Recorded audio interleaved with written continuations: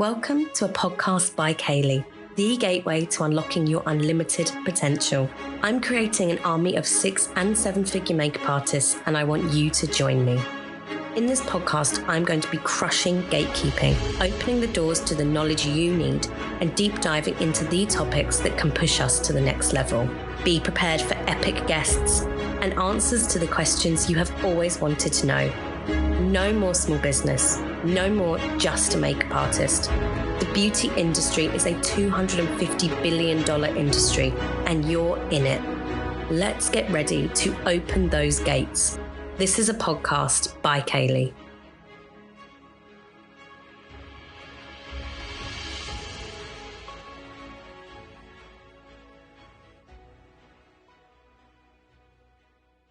On today's episode of BTS Behind the Student, we are chatting to Rachel Eveline Weddings, who is currently, or when this goes out, she probably has finished, but she was a student in my mentorship program. Today, Rachel and I have a conversation which is very, very similar to the one-on-ones that we have. It is extremely conversational, and we talk about all things such as how me and Rachel started working together. We looked at what really made her jump into the self-development space. We also talk about a couple of really kind of hard-hitting topics that I've never talked about before, such as not fitting in. Now, this is one that really kind of hits home to me as somebody who actually created this community because I felt like I didn't have a place or a space in the makeup world. We also talk about self-image and how hard it can sometimes be to work on beauty counters, as well as the concept of feeling like you don't fit particular beauty standards when it comes to being a makeup artist. We also talk in depth about Rachel's journey with ADHD. We talk about her diagnosis and what that looks like for her and how she works with her ADHD. There are a lot of hard-hitting topics today, guys. I think a lot of you guys are going to resonate with this one. I know that when I was editing this, I felt extremely seen and heard even as the host of this podcast. So I know that you guys are going to really enjoy this one. I hope you enjoy another episode of BTS. Please welcome the incredible, the wholesome, the cutest Rachel Eveline Weddings. Because weirdly, I'd seen some of your posts actually, but I didn't know like anything about you. I'd shared some of your posts on my stories. I think the one, like not just a makeup artist, that was the one that really spoke to me. And I only know because I looked on my stories archive. I basically signed up for the MUA retreat through Storm. That's how I then started investigating you a bit more, Kayleigh. Wow. That's so funny because that's quite recent. That's like this year, right? But I don't even remember when. And it just sounded like it just spoke to me in a way that nothing else. Like I feel like when you're a makeup artist and you've got Instagram, you get all these kind of educators trying to sell you stuff on their courses and things all the time. But that MUA retreat, I'm really excited to go on it. Obviously, we haven't even been on it yet. But as soon as I heard about it, I was like, that just sounds amazing. I need a holiday. I've been on holiday for so long. So I actually met you through that. And then I started to investigate you a bit more. You didn't even know that, did you? But I had no idea. Oh, thank you, Storm. Thank you, Storm. Shout out, Storm. I guess because I just thought we had spoken for so much longer, like in the DMs and stuff. But I guess we haven't. This year's a whirlwind, isn't it? It's a whirlwind because then I signed up and then I saw that you did the Level Up Club. Obviously, you have your affiliate link and somebody had shared the link. I think it was Mary, who I've also never spoken to in real life or never met. And I signed up for the free month through her. And that would have been, when was that? May or June? Which, yeah, it's quite a long time actually. I've been in the, well, it's a long time, but it's also a really short time that I've been in the Level Up Club. So I signed up for the free month and then I just loved it and I never left. And now I basically tell everyone about it. And they're probably like, Rachel, will you stop talking about the Level Up Club, please? I mean, shout out Rachel though. She's like our affiliate superstar now. P.S. You're probably going to win the affiliate competition, by the way. I mean, if someone else wins now, then I'm gutted. No, I'm not. I just think it is such a valuable club. So Christina Gasparis Academy is obviously completely amazing in terms of the tutorials, but there's so many members in there and you don't get to know them on a personal level. And it just has more content that's good for building your business. So I basically, if anybody wants my free code, then I love this. Yes. I joined with the free code because, then you get to try it out and see. And if you don't like it, you don't have to stay. And I think that's it's finding your community. I feel like we've got a really unique opportunity with you today on the podcast because you are currently in the mentorship program. You're literally on week 9, like we said. I know. On this series, I've interviewed Yamina and Jacqueline, who were part of season 3. And obviously, they've had the wonderful product of time since their season. So they've been able to give their perspective, having happened like 2 years ago. But now we have the opportunity to talk to somebody who is actually doing it right now. In the thick of it. And I think we need to talk about it. I think we should talk about it because it's not an easy program, right? Yeah, no. It's not always easy in terms of really investing that time into your business. It's money that you're spending, so you want to invest the time as much as you can. The main thing that it has done is made me really think about what I need to do to get my business to the next level, I guess, because my business is still a baby. I launched my business like 17 months ago. And when I look at the growth from the first wedding season to the second wedding season, it's crazy how quickly it's grown. But that just shows to me that the demand is there. So I launched my business in June 2022. And I basically, most of my weddings that summer were assisting other people. So I actually only had, I feel a bit like I had like 6 of my own brides that booked me. But then by the end of this year, I'll have done 50 weddings of my own, which is just crazy. That's insane, isn't it? It's almost 10 times more. That is like, when I saw you had the mentorship, I was just like, I want to do it. By the time this podcast comes out, I will have completely stopped teaching baby sensory. I just sort of thought this is the time. I need to know that when I quit this stable job, that I'm going to be able to keep my business going successfully the way that I've been kind of managing through this intense first full wedding season on my own. And that's why I joined the mentorship. And then obviously since joining the mentorship, I can see that it's definitely going to be something that I'm going to go back and revisit, because I feel like it's 3 months, it's intense. You can't take in everything. You can't implement everything straight away. I'm making really small changes in my business, but that are having a big impact. And I think that's what's so good about it, is we can go back and revisit each module. Every week has a huge benefit, and every week's really it kind of flows in the way that you'd expect it to, in that you're sort of doing something one week and you sort of start thinking about, okay, so now I've done this would be the obvious next step. That just comes to you kind of subconsciously. And then the next week it'll be like, okay, we're doing this week. And you're like, oh, it's like she read my mind. She knew this is, it's almost like you've done this program before, Kayleigh. I know.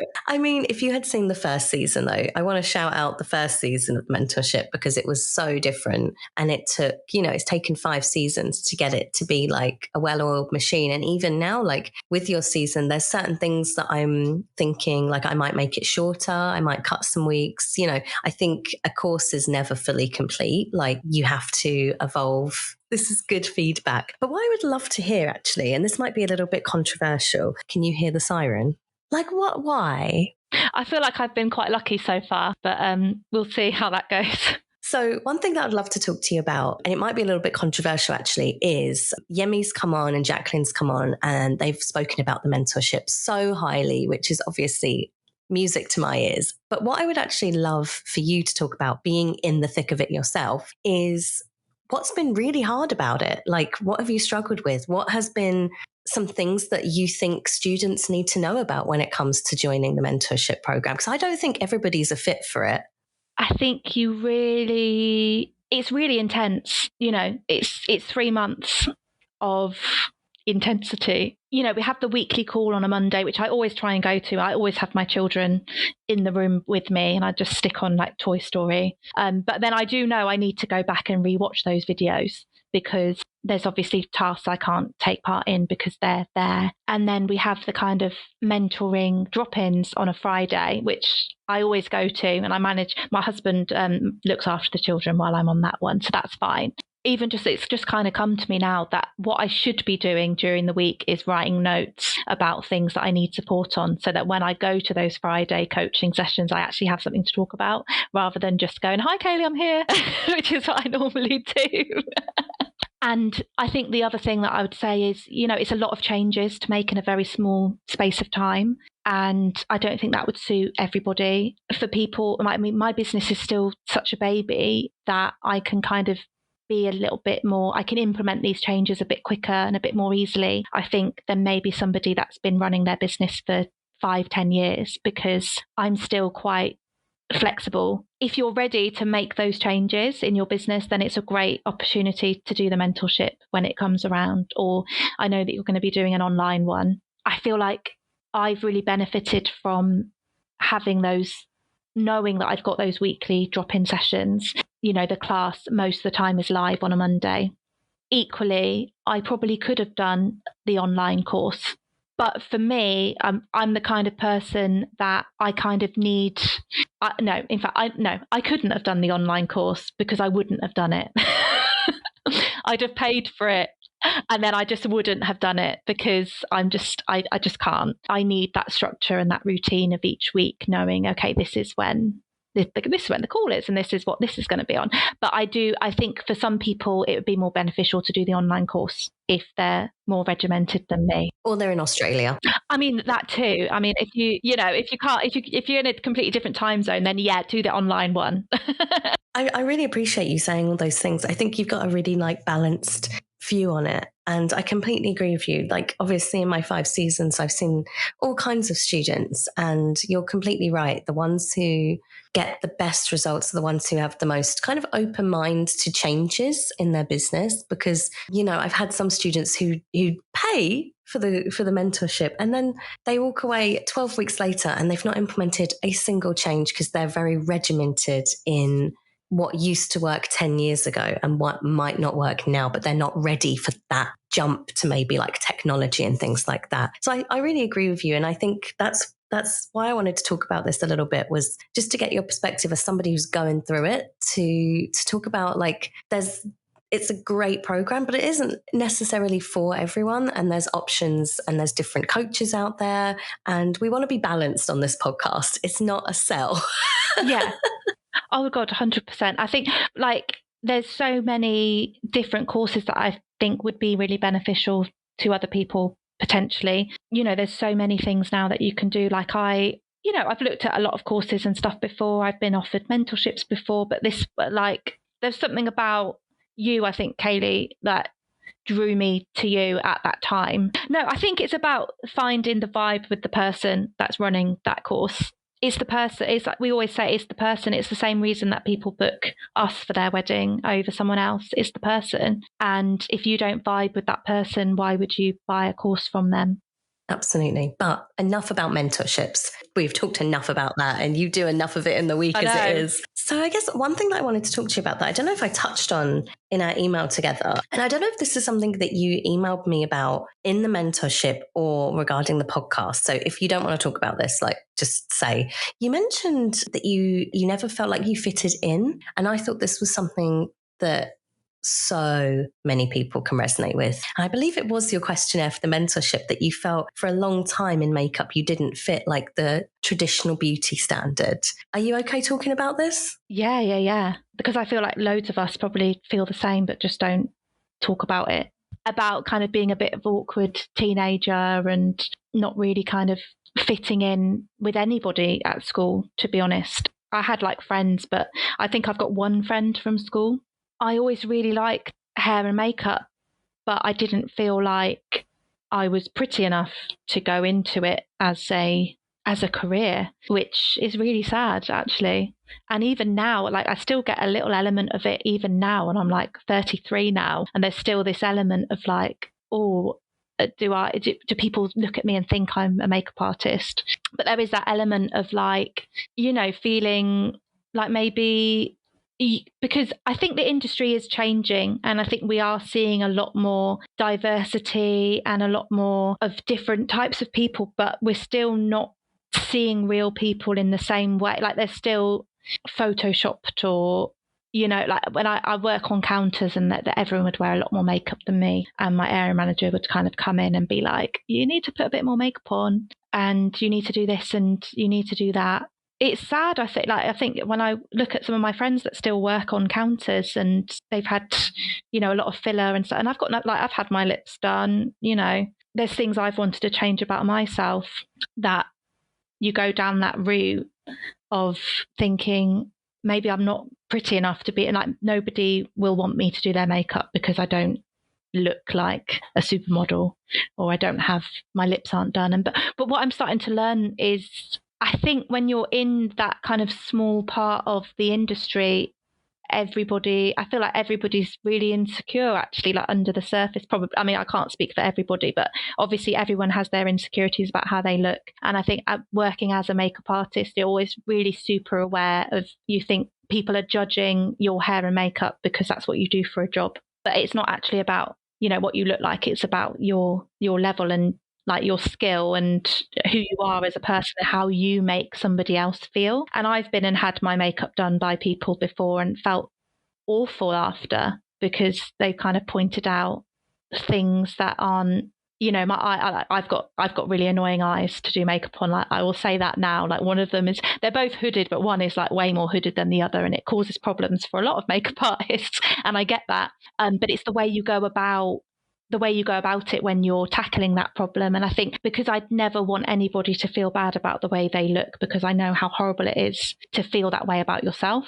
And one of my major things is, I want people to feel good about themselves when they're sat in my chair. And I don't want people to be sat in the mirror going, oh, look at my wrinkles, or look at this. And being on both sides of that, I think I'd feel terrible. And I'm sure that makeup artists that done my makeup, where they made me feel horrendous. They made me feel like, I literally started Googling eyelid surgery. It really does knock your confidence when you think, oh my, this is how somebody sees my face. It's something that I still struggle with. That sometimes I'm like, I don't want to go on Instagram today and post a photo of my face, because like, I'm not photogenic. I don't think in photos I look like how I look in real life. First of all, I just want to say, because obviously people can't see this podcast, that I see Rachel on, a weekly basis at the moment, and she does look the way that she looks. Promise, you're not catfishing no one. You and Ruby in the Level Up Club, you posted a picture of you together at the awards. And I just want to say, you do look like that, Rachel. You just looked really glamorous then, but that's your face. That is your face. But I'm like, is that my face? I actually, funnily enough, I saw Ruby me and Ruby had never met before, and I saw her, and I just instantly knew it was her straight away. And she came straight over to me, and she instantly knew it was me as well. So I was like, okay, I can't be a catfish then, because we instantly know it's each other, which was really nice. It's like why I never really went into blogging or anything. When I would have loved to have done beauty blogging back when I first started reading beauty blogs, but I was kind of a bit like, I don't want anyone to see my face, and I don't know how I come across and all of this. And I think as you get older, there is elements of that disappear. But I think it only takes one bad experience to get rid of all the good that you're doing working on yourself, if that makes sense. So I never want anybody to feel like that if they've ever been in my chair, and because it's not about me that day, it's about them. Yeah. I really wanted to talk about this, first of all, because we've never spoken about it on the podcast, but also because I think a lot of people in our community feel exactly the same way. Like, I remember when I got the job at Mac, I felt like such an imposter because everybody around me is so glamorous. They were just rock stars. Absolute rock stars. And there's just me, and I wear like a jumper, like a baggy jumper every single day. And I have like a winged liner and a lash. But like, beauty in general makes you really compare yourself to every other beautiful woman when we're beautiful too, I feel, yeah, it really does make you feel like that. And, I worked for Urban Decay, and it was exactly the same way. The girls that I worked with were all so beautiful, and they were so talented, and they'd wear a lot of makeup because that, I was working for Urban during the cut crease era, and A cut crease never suited me. I was never gonna, I was never gonna rock the cut crease, and that's fine. And I think that's the thing. I think I still get a lot of clients now that are like, oh, I really want a winged liner for my wedding because, seen as so beautiful still, and it is beautiful on the right eye. And there is ways that we can do a winged liner, on other people and kind of tricks, but it's all this kind of like Instagram makeup. It does knock your confidence and it does make you think, am I the only person that feels this way? And truthfully, obviously, you're not the only, these people that we're looking at going, oh my God, she's amazing. She looks so glamorous. She's a rock star. She has exactly the same insecurities as us. Absolutely. There was this one, so when I worked in Mac Harrods, for anybody who's kind of abroad and doesn't know, Mac Harrods isn't what it used to be, but I worked there in its like peak era where like Mac there was no Charlotte Tilbury, there was no Fenty, there was no Rare Beauty or anything like that. So they kind of owned the shop floor. The clientele in Harrods is very Arabic. The three, or back when I worked there, the three main customers was Arabic, Chinese and Russian.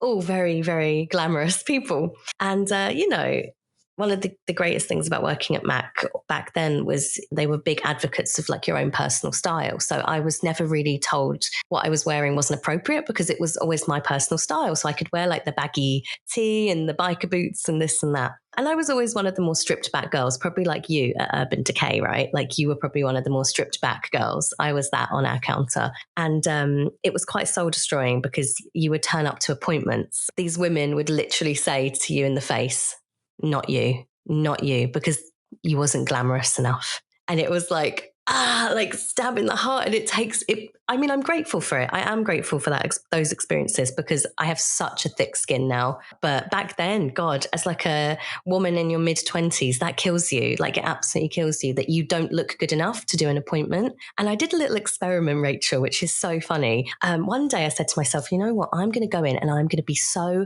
effing dolled up. I'm going to do a full Kylie Jenner. So I went in lips overlined, wearing heels for the first time in years. And not a single appointment rejected me. And it's like, what? That's crazy, isn't it? And that's what we're doing to other people as well, that we are going in and thinking, I don't want to be served by that person. Even for NARS, who I loved working for NARS, but there's two looks that you can wear when you work on NARS. You can either wear a winged liner and a bold lip or a smoky eye and a nude lip. And they were the two looks. And your hair had to be up. You couldn't, unless it's less than shoulder length and sleek.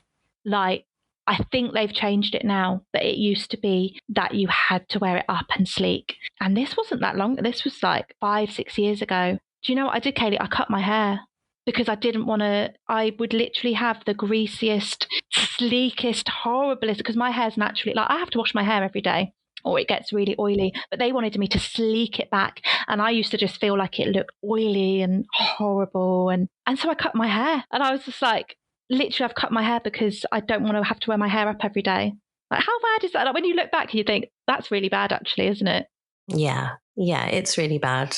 Why I wanted to talk about this is because, people definitely are going to resonate with what we're saying. If there's anything that you could say to anybody who has felt like that, is feeling like that, is currently feeling not good enough or not pretty enough or doesn't fit the beauty standard, is there any advice that you could give to them to kind of help with that?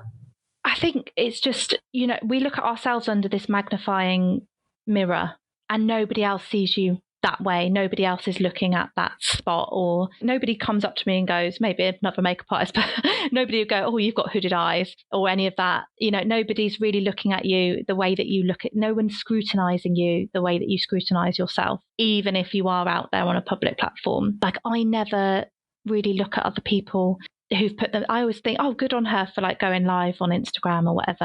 I don't, you're not judging other people. And if you are, it's because of your own insecurities. But I think one of the things I would say is just don't let it stop you doing something, because if you love something, why would you let the way you think other people see you stop you? Because okay, you had those experiences in Harrods where people didn't want you to do their appointments, but would you want to do an appointment for somebody that was going to judge you like that anyway? No. It's the way they feel about themselves making them not want you to do their appointment. I feel like everything happens for a reason. And I feel like, I wasn't supposed to go into hairdressing when I was 16 for whatever reason that, I was supposed to like go into uni and meeting, like I made my best friends for life there, which I wouldn't have done if I'd done beauty. Never let it stop you doing what you want to do just because of how you look or how you think you look, because ultimately you don't look that way anyway. Like everybody views you in a different way from how you view yourself. You're your own biggest critic. And getting ready for that awards the other night, I was like, everyone's, because I'm up for makeup artists, they're all going to be looking at my makeup. And I'm like, actually, no, they're not going to be looking at your makeup, Rachel. Like, they're not going to be looking at that. They're going to be supportive of you because they're also in exactly the same position as you. You're all there in the same way. They're not going to judge you and you're not going to judge them because... Or they're thinking about themselves most of the time. Everyone's thinking about themselves more than they're thinking about you. Great words of advice, Rachel. That's my favourite part of today's episode, is that. This podcast is brought to you by the Level Up Club, my monthly membership for makeup artists. Imagine a place created with done-for-you monthly resources and coaching, literally everything you need to create and scale a profitable, thriving makeup business. Well, it exists, and it's called the Level Up Club. I am so proud of this membership. I literally poured my heart and soul into it. Inside, you will find monthly Canva templates, monthly stock images, social media calendars, email templates, workflows, pro program lists, agency lists, monthly coaching, and conversations with the people who can help smash gatekeeping. I'm talking agency owners, PRs, top makeup artists and experts. They're all inside. And not only that, but monthly in-person events. We have already held portfolio days, headshot days, branding days, and so much more is coming. The club is taking the mystery out of making money. Your makeup business doesn't have to be make-believe, and I'm showing you how. And guess what? It's only £30 a month. In London, that's literally 2 hot chocolates. I'm not even kidding. So come and join us, the only membership I promise you'll ever need.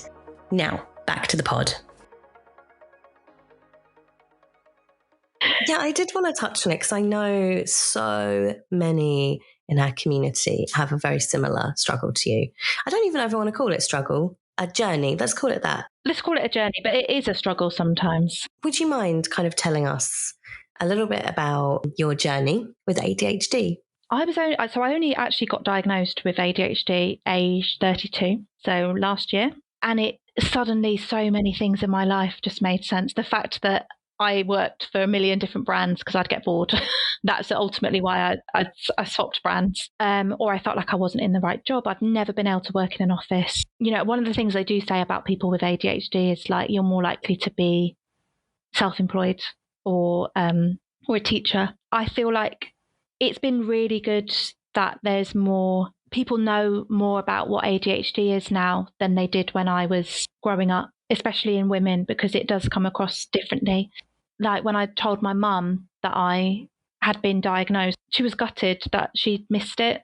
And I said, but you missed it because nobody was looking for it in girls at that time. And I feel like there's been all this thing in the media now about, oh, everyone thinks they've got ADHD, everyone's, this. And I think, what, if you think you've got it and you resonate with it, why not explore and go down that journey?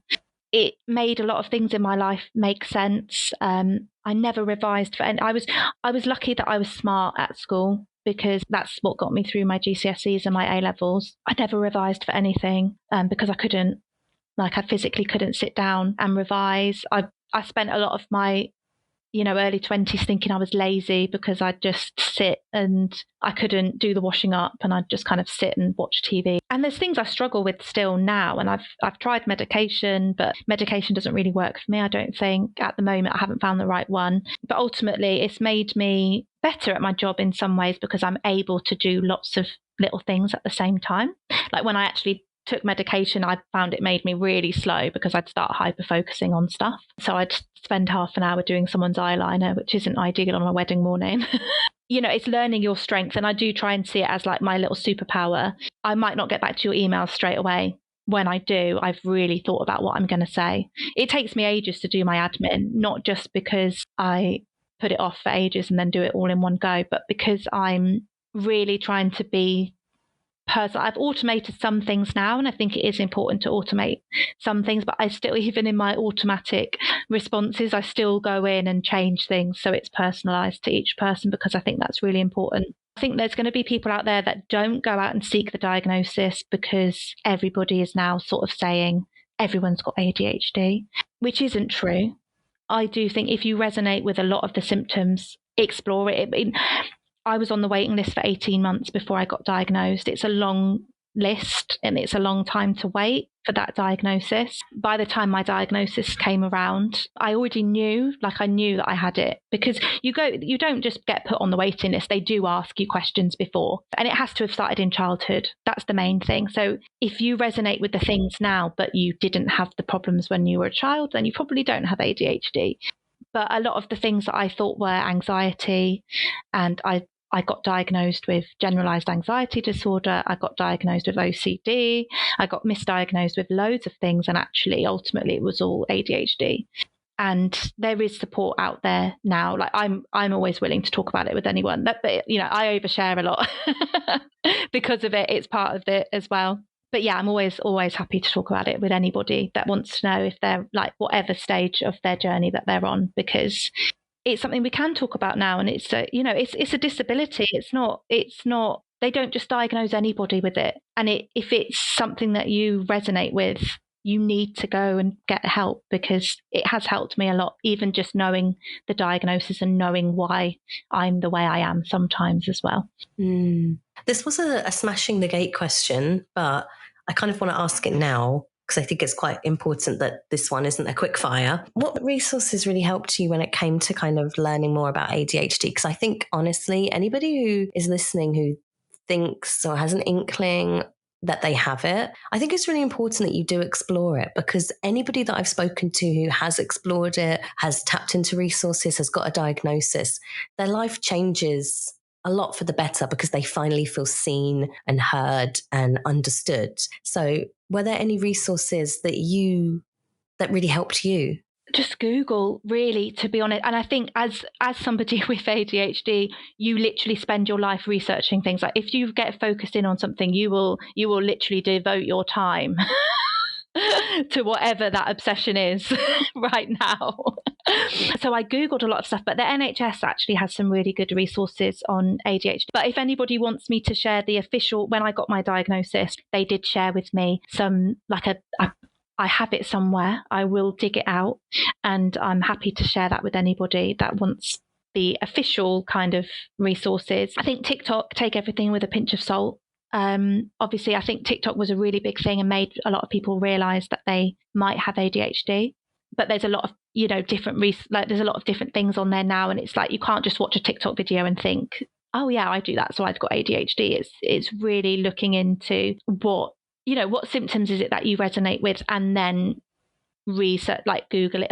Google is a really good one. There's loads of, so basically my ADHD, my Instagram feed is literally makeup, hair, weddings, and ADHD, because the algorithm knows me. So I see lots of things on there as well. But I also think, so ADHD runs in families. It's really hereditary. That's one of the reasons that I actually sought a diagnosis, was because if my children ever have problems with it, my sister has it. She's in her diagnosis journey now.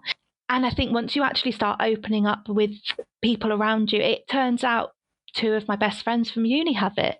My one friend that I have from school, she's been diagnosed with ADHD, and it's almost like you do gravitate towards these people because they understand you. They understand that you might not message them for 6 months, and it doesn't mean that you don't love them or you don't care about them. It's just that they're out of sight, out of mind, and that's very much how an ADHD brain works. So I think resources, yes, Google, yes, but also speaking to people that you love about it, and people in your family, and you'll probably find that there's a lot more people struggling with the same things as you, and you can really help each other.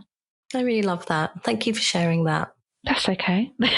I think it's time that we play Smashing the Gate. I don't need to introduce the series to you. This is the quickfire round of anti-gatekeeping questions, which we did just answer one at the end there. So are you ready for some quickfire, Rachel? I'm ready. I'll try and be quick fire because she's like quick fire as in a quick answer. Elaborate if you need to, because that is literally the opposite of gatekeeping is quick. So let's do it. Okay. What was the number one thing in your business that you think produced the results that got you to 50 weddings a year? Portfolio, definitely. Yeah. So I was lucky enough to win my first portfolio day with Storm. Thank you so much, Storm. Then I went on to book it again. And yeah, portfolio, 100%. People send me my pictures all the time for their inspiration. And I think people look at the pictures first. A lot of pictures look the same, and I do get that as well. But I do think having a strong portfolio is the number one thing that got me my bookings. I love that. Shout out Storm. Oh, this is a good one. Current student advice to future mentorship students. Oh, go for it. Just do it. Just if you're not sure if a change is going to work, just do it anyway, because you can always change it back. You know, I spent a week changing my About Me page. The first reiteration of my About Me page on my website was awful. Well, it wasn't awful. It just wasn't me. So I changed it again. The thing, you can change things as much as you need to. But if you don't try, you won't know, and you won't know if it will work. You have to be ready to make changes. If you're not ready to make changes in your business, it's not the time to do it. But if you are, then do it. Yeah. If you're ready for change, 100%. What are some favourite business podcasts or books that you love to listen to that have really helped you in your development? Do you know what? I don't actually really listen to that many. I mean, yours my favourite. I'm not very good at listening to podcasts, to be honest. So I actually only listen to 2 podcasts. No, in fact, I listen to 3, and they're not business ones. So I listen to yours, obviously. I listen to the Mel Robbins podcast, who I love. But Mel Robbins I will listen to her. Every single podcast she brings out, I'm like, the synchronicity is real. Like, how did you know I needed this right now? When I discovered Mel Robbins, I discovered her through an anxiety podcast, actually. And then I literally binged it. I listened, and when I ran out, I was like, what am I going to do now? Luckily, she releases it twice a week. But yeah, Mel Robbins podcast. And then the only other podcast I actually listen to is the Bailey Sarian one, the Murder Mystery Makeup Mondays, which actually started as a YouTube channel. So if you ever heard of that, if you like makeup, but maybe don't listen to it if you don't like true crime, because basically the podcast has nothing to do with makeup in it. She's basically telling a true crime story while she does her makeup. But yeah, they're the only 3 I actually listen to. Interesting. Okay. I mean, I'm very honoured to be on that list. Mel Robbins, though, shout out Mel Robbins. Great podcast. I think that's a great business podcast as well. Favourite kit products from NARS, Benefit, Urban Decay, Bare Minerals, and I think that was it, right? Okay, so NARS, my kit is mainly NARS. So Sheer Glow Foundation, Natural Radiant Longwear Foundation, Radiant Creamy Concealer, of course. Like, complexion products from NARS, I think, are the best. And in fact, when I used to work for NARS, most of the girls I knew that worked on other counters also wore NARS complexion. So complexion products from NARS are the best to invest in, I think. Benefit, I have the Hoola bronzer. That's it. Oh no, I do have another one as well. I've got the Browsings. They've got a Browsings palette, like a pro palette. It's a bit bigger than the normal Browsings palette. I rarely use it. I do have it in there just in case I get somebody with eyebrows that really need a bit of powder. But yeah, I don't really use Benefit anymore. And to be honest, when I loved Benefit at the time, and I think, you know, most people's first product is a Benefit product, right? Because you've been sold it. But yeah, I don't really use Benefit anymore. Urban Decay, I love their eyeliners, eyeshadow primer potion I use on every single client. And the setting spray I love. Moon Dust, obviously it got really big on TikTok last year, but that I loved as well. So mainly Urban Decay for eyes, and then NARS for complexion. And Bare Minerals, I'm sorry, Bare Minerals, I've got nothing in my kit anymore. It's such a shame, because I feel like Bare Minerals really did shake up the industry for a little bit. And then everyone else started doing what they were trying to do. So I'm sorry, Bare Minerals, I don't have anything in my kit currently. Mainly because as well, the powder, I used to love the loose powder eyeshadows, but I just don't think they'd work in my kit because I'd spill them everywhere. I love talking to people who have actually like worked on counters for a significant amount of time, because they know them products, I think, better than kind of even a makeup artist, because you worked with NARS day in, day out, and those were the only products that you could use. So I always find if you want to know the truth and like how to use a product really well, like the artists who have worked there know their stuff. Definitely, but don't go to them whilst they're working there. No. Because they will tell you, if you go up to the Benefit counter, she will tell you she's wearing a full base of Benefit, and she probably isn't. I will say though, I still go to Benefit. I go to Benefit to get my brows waxed and tinted. I use like the die-hard Benefit products, like brow. I love their brow gel. I love Hoola. There's like a couple of products that I just can't like stop using. It's so weird. Yeah, I do think that. I think like, and also you always get the bride or the bridesmaid that pulls out like a dandelion blusher. And you're like, oh, and I said, yeah, I've got a Benefit brow. My brows grow Benefit now. They just, everyone's always like, oh, you've got really good brows. They are Benefit brows. And I can't take that away from Benefit. Like, I think Benefit brow products are great. I just don't have so many in my kit anymore, because I don't think Benefit's unfortunately seen as luxury as it actually, because they're expensive. But I feel like a bride wants to see Charlotte Tilbury and NARS and in fact, before I became a bridal makeup artist, I'd never even used Charlotte Tilbury before. And then I became a bridal makeup artist and everyone loved Charlotte Tilbury. And I was like, oh, I need to try these things. And then, yeah, I'm a Pillow Talk girly now. The funny thing is, right, Dandelion, now that you've mentioned it, I remember buying Dandelion because I went through a phase where I absolutely loved Sex and the City. And Carrie Bradshaw in Sex and the City, this is so irrelevant, by the way. Carrie Bradshaw, she had a really good lip on one season. It might have been like season 3.